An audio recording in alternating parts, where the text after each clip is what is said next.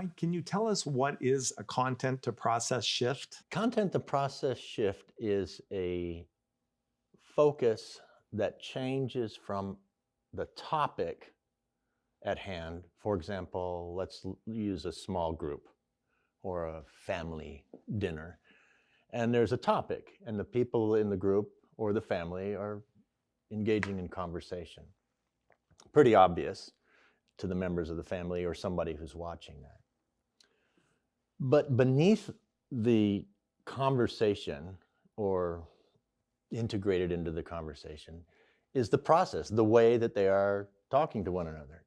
So if you're watching a family having dinner, maybe the teenage son has nothing to say, or occasionally just looks at his teenage sister and says something complimentary or negative. Or maybe the father has spoken 50% of the words, or the mom gets up and walks away and comes back. The dance that they're doing, the process of interaction, is one focus of attention. It's something that you can notice. What they're talking about, the content, is also something that you can notice. In my work with groups and organizations, what is intriguing to me is not the content. I'm not as much interested in what you're talking about. I'm interested in the dance that you're doing, the process that you're using. Some people call it group dynamics if you want to generalize it, but I'm far more interested in the process of human interaction, which has built into it all sorts of normally not noticed behaviors. So somebody's in a group and they don't even notice that they're not necessarily paying attention, or that they're irritating somebody next to them, or that they're rambling on for 20 minutes without stopping.